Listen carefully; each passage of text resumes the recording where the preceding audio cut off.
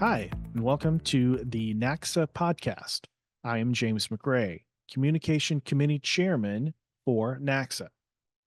I'm excited to bring you an extended two-part conversation with two titans of the trench safety and shoring industry. But first, what is NAXSA? NAXSA stands for the North American Excavation Shoring Association. The industry organization was created to promote the safe use of trench shoring equipment and excavation safety practices. NAXSA includes shoring manufacturers, engineers, and shoring rental and distribution companies. All these groups share the common goal of zero deaths and injuries due to trench cave-ins and other excavation safety issues. Back to those titans of excavation shoring and safety. Our first guest is David V. Dow. David is a 30-year veteran of the shoring industry and was a founding member of NAXSA when he co-owned and operated Trench Safety and Supply equipment rental.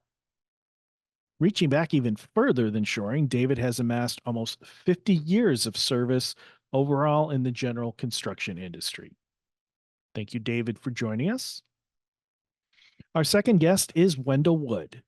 Wendell is also a 40-plus year veteran of the shoring industry and was also a member of NAXSA from the association's inception. He is currently owner of MMJ Services, which specializes in trench safety training and consultation. Here is the second half of our conversation with David and Wendell. Right, David, getting back to our discussion on trench safety, you mentioned you gave a great understanding of contractors who are doing the big projects in the big cities, and they have a certain standard for not just trench safety, but their overall construction safety record has to be impeccable because there's a lot of people watching that and lots of money involved. But what about the smaller projects, not in major markets or big cities? It's a challenge just because you get the contractors that just are not that knowledgeable about safety, and they're not that knowledgeable about the risks, and they've been laying pipe for years and never had an issue, and they're not getting the scrutiny that these big projects get. And sometimes they tend to cut corners, and it's one of those things. You could cut corners for years and not have an issue, but it only takes once. And unfortunately, so often when something happens, somebody gets killed. So it's a real challenge. And they're just, they're guys that are operating out of the back of their pickup truck, and they're good, hardworking guys, and they mean well, and they're just trying to provide for their families, and but they tend to sometimes not be the safest. And it's just not in shoring and shielding; it's really in operator training and so on. It's just a gamut of topics. So Wendell, how do we reach these smaller companies? And a lot of times, you'll know that they're not underground contractors; they're plumbers or mechanical contractors or farmers that we need to dig a drainage ditch, guys, over on field number 7, and it's got to be 10 feet deep. So let's get. I mean, they're not even thinking about trench safety. So how do we reach those people?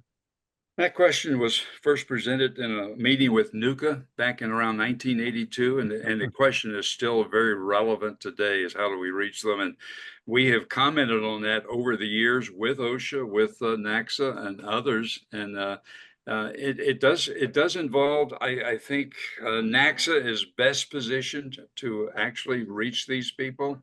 And of course, NAXSA has only been around now for about 10 years. But it'll take some discipline on their part to actually, instead of focusing on the large metro areas and contractors, have their membership has to include a focus on the small contractors, the small plumbers. They're hard to find because they do their work behind the homes, not out on the major streets. They're only there for a day or two. So even OSHA NAXSA members, others, mom and pops trying to reach those the small contractors. It's an easy industry to get into. The plumbers. I think the biggest thing is allow your salespeople every now and then, at least once a month, to actually go beyond their regular territory and reach out and try and find these people and leave literature out, get that information out there. NAXSA, one of the commitments that Dave and I made there at the end would be, yeah, the big summits, yes, let's do that, but let's figure out a way that we can do a 2-hour class in Casper, Wyoming, Cheyenne, Wyoming, up into the Dakotas, those little communities there where we do have NAXSA members to come together and do a much low key, but yet invite everybody in, get that word out to fire departments, cities, and municipalities. The other thing too is we really need to foster a deep relationship with OSHA, because when we bring them into a knowledge of what's available and how reasonable it is, then they hold contractors to a greater standard when they realize this is not rocket science and there's people here that can help.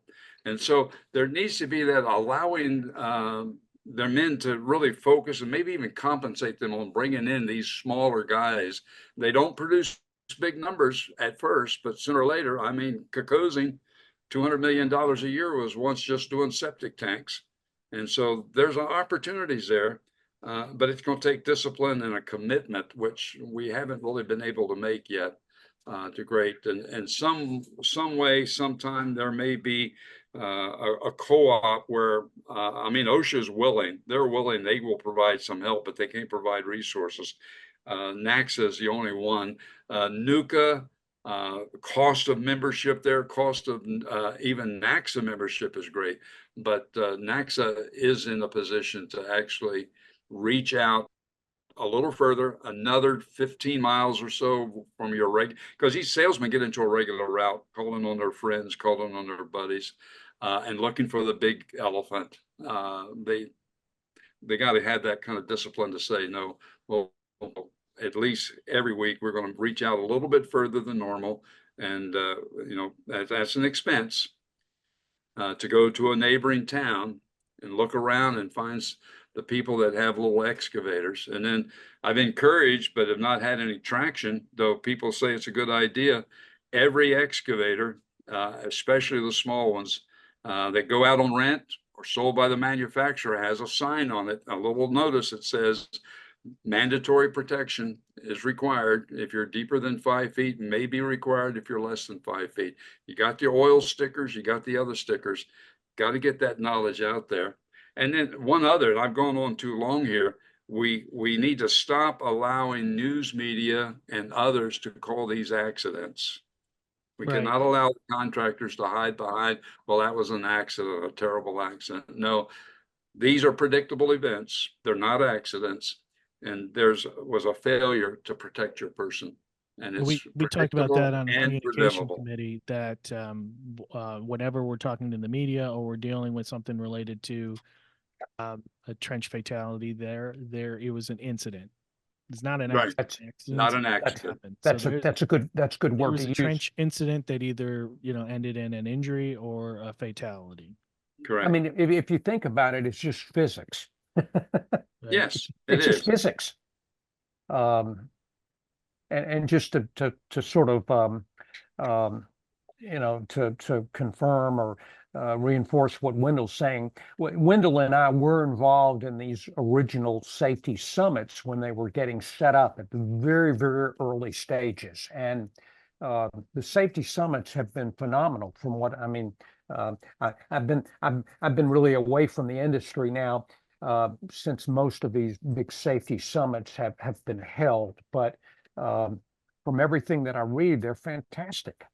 But these safety summits are in the major cities in a few selected markets, and a challenge for the industry, for NAXSA and for other proponents of safety is, I mean, just exactly what Wendell is saying. How do we scale? How does the industry scale these safety efforts? Because that's what's going to be required. So, I know we talked in our first part of meeting about there are always resources for contractors when they get stuck, when they're out on the job site, and they need some help sometimes. But maybe those resources aren't available to them, or I should really say there are resources available to them. But what if they um, are needing to come up with an on the spot solution for shoring for a potentially dangerous excavation or trench that doesn't look safe?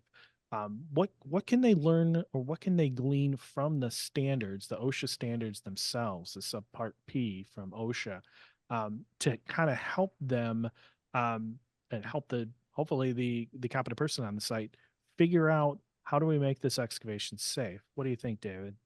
Well, unfortunately, the standards are standards, and the shoring and shielding standard is once you get to know it is pretty understandable, but it's written as a standard. It's not terribly user friendly.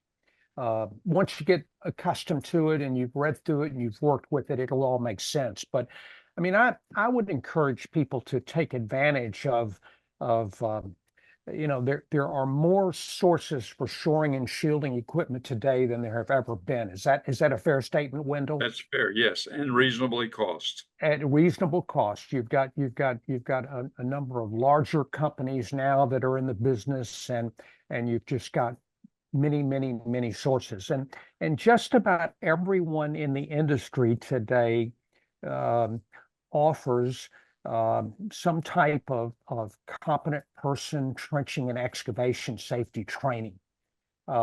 Sometimes they may offer some relatively short classes. uh, Most of these organizations offer full-fledged competent person classes.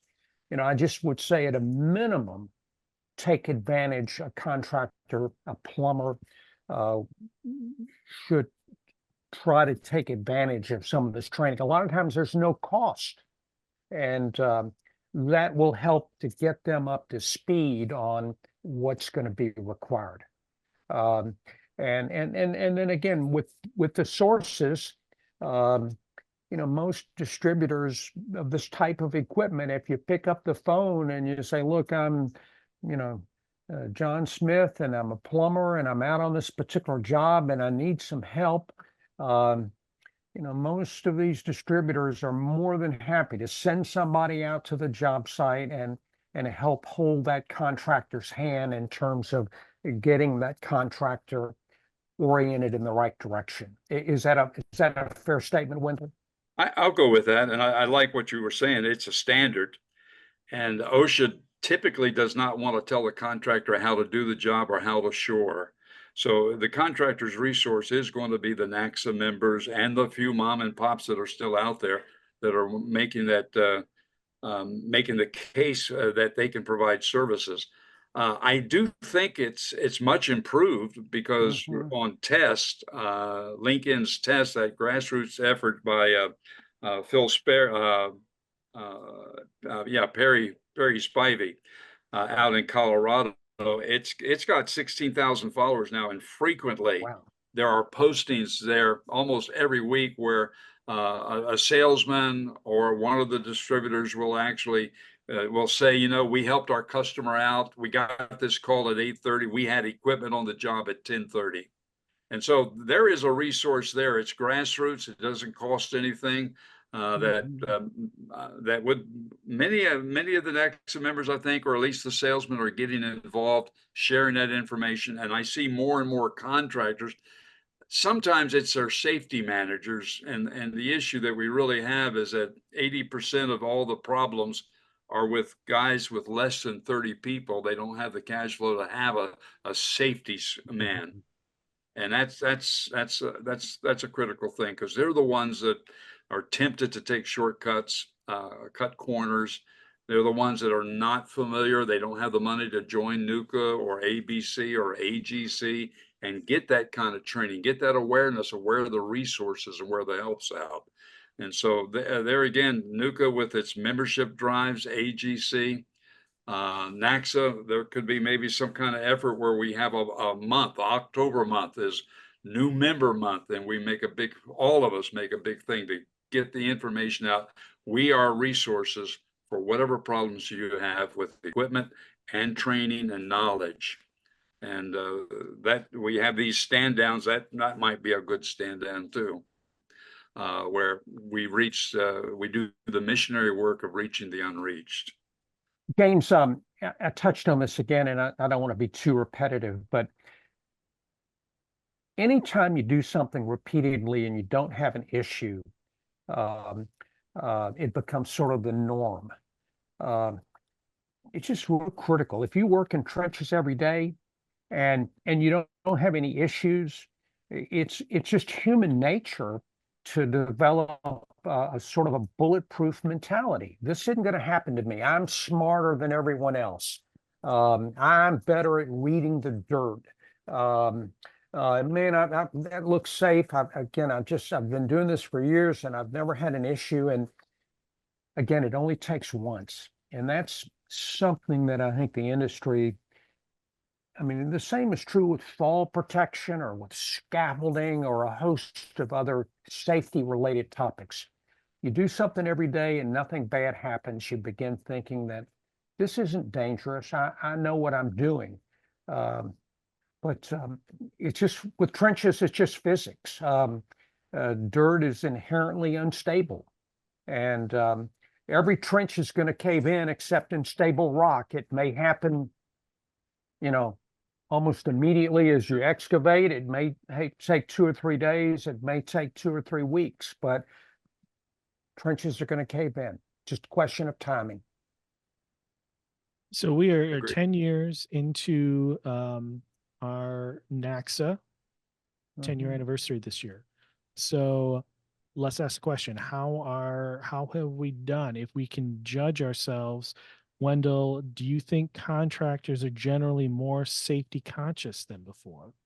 Oh, by far.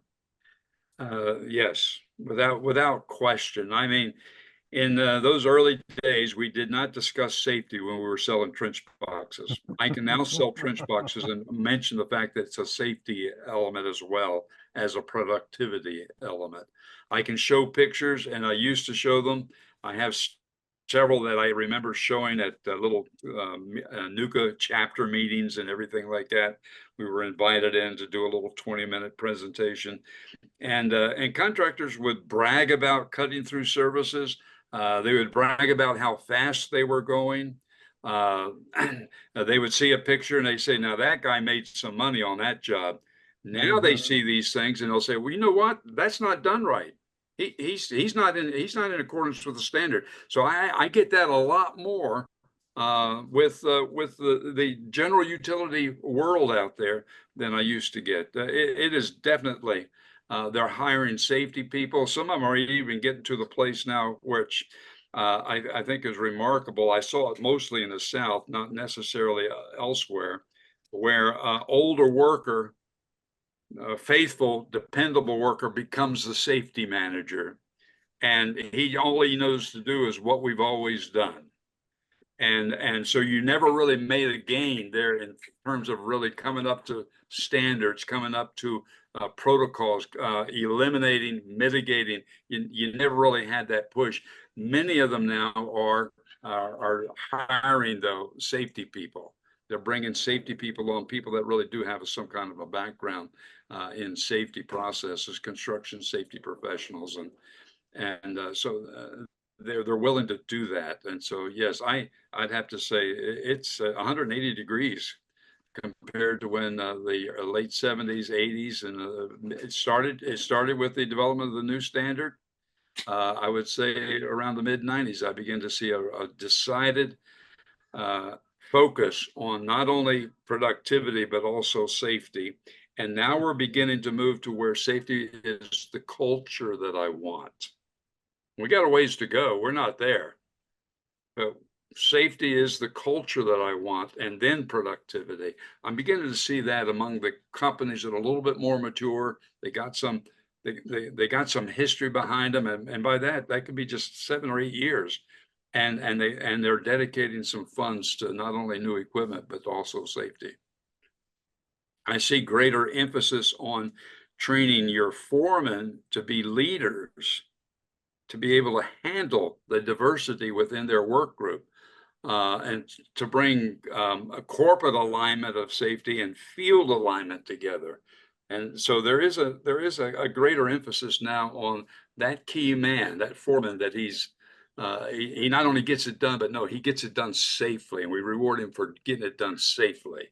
So there is changes. Again, we got a ways to go, but In it many is different. instances, this is certainly applicable to the bigger projects, but just sort of a side note, a lot of times today on projects, if the contractor has a